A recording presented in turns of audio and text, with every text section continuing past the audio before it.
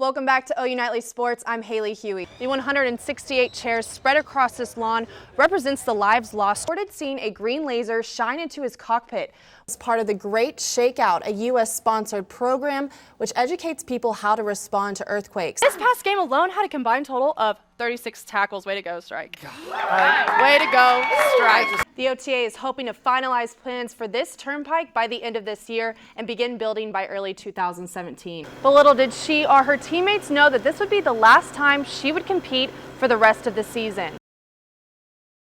I'm Bernie Sanders, and I approve this message.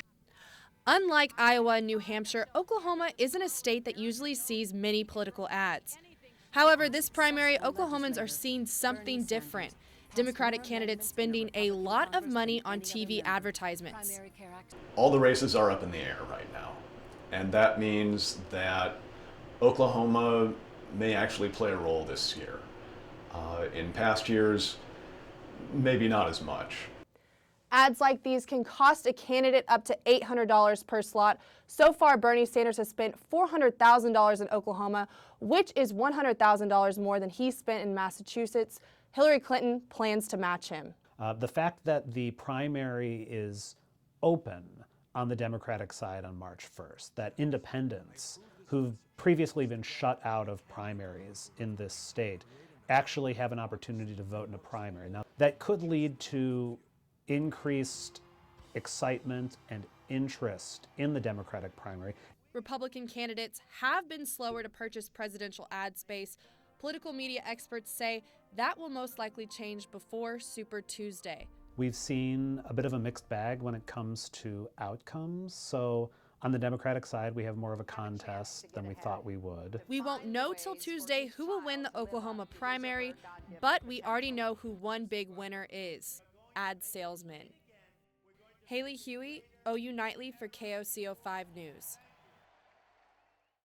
Yeah, 21 years and it still stings. Still hurts. Pain, shock, and sadness. This is how Oklahomans feel 21 years after the Oklahoma City bombing on April 19th, 1995. Parking levels which just simply flattened onto one another like pancakes. In a matter of seconds, a city was rocked to its core and is a moment most Oklahomans will never forget. Today, like the past 20 years, many people gathered to remember those who passed. Each one shares the same heartache, but for different reasons. Well, we talk about 21 years being a lot of years, but at the same time, that's just a drop. The 168 chairs spread across this lawn represents the lives lost 21 years ago. And this specific chair represents Christy Yolanda Jenkins' life. My mother is Christy Yolanda Jenkins. She was a victim. She worked in the credit union on the 3rd floor. Shoemate Jenkins remembers clearly the pain of losing his mother. I was 15 years old. I know I remember every day. No matter how many years pass, it will be impossible to forget the lives lost on this tragic day. Haley Hughey, OU Nightly. Central Oklahoma is in the bullseye according to the new map released by the U.S. Geological Survey. It's not unusual on the OU campus to feel buildings shake during minor earthquakes, which are now counted by the hundreds each year in Oklahoma. Besides downtown Oklahoma City and Tulsa, the OU campus has the biggest concentration of large structures in the state that house tens of thousands of people, like Walker Tower behind me, yet there are no organized earthquake preparedness drills on campus. How prepared or unprepared are you? This video is part of the Great Shakeout, a U.S.-sponsored program which educates people how to respond to earthquakes. When I went to the website, I found OU had not signed up for the drill, nor had any other Oklahoma institution. OU students we spoke to don't know what they would do if an earthquake hit. I don't think I would know. I would say we're not very informed of earthquakes in Oklahoma, so. I think it's becoming a growing problem in Oklahoma, and so we have a lot of safety education that we do here, but not a lot on earthquakes, and I think that would be something that would be really smart for OU to start implementing. I can't really tell you. I don't really know, to be honest with you, but. Drop to the ground, cover your head. Unlike Oklahoma, universities in California use videos to train their students how to react in an earthquake. The bottom line, OU and Oklahoma as a whole has not yet embraced earthquake preparedness despite our location in the earthquake bullseye. Haley Hughey, OU Nightly.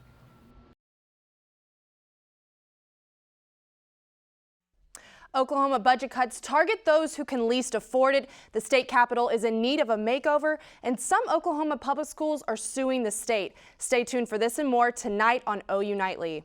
Thanks, Kylie. Today's wet weather reminds us that storm season is coming, but city engineers say this might be the last year with extensive flooding on streets around campus. Several active construction projects have created the opportunity to lay pipe that will take floodwater and dump it into the Canadian River. The cities say students and area residents should see improvements within the next year. What she believes is a way out of the state's $1.3 billion budget crisis. Fallon's proposal relies on more than $500 million in bonds, which would fund road work and freeing up money for other priorities. If adopted, the plan would increase spending for education, healthcare, and human services. Most other agencies would see budget cuts of nearly 5%.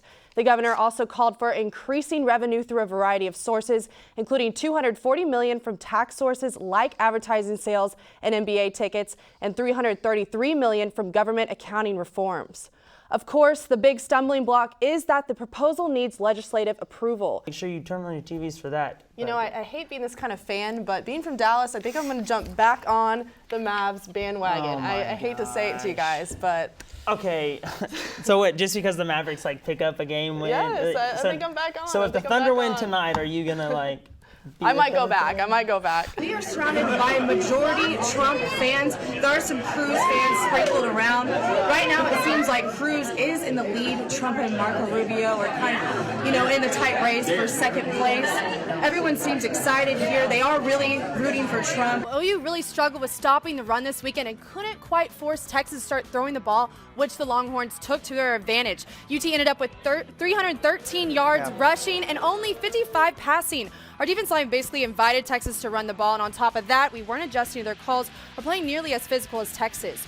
Indigenize OU, a student group for Native Americans, has been fighting to be recognized and included in the OU community. President Bourne recently acknowledged their efforts by proclaiming every Tuesday in October, starting on the 12th, as Indigenous Peoples Day. Former president of the American Indian Student Association said it is vital for Native Americans to feel that they have a place to belong. Norman, number 3 OU is taking on number 6 Kansas.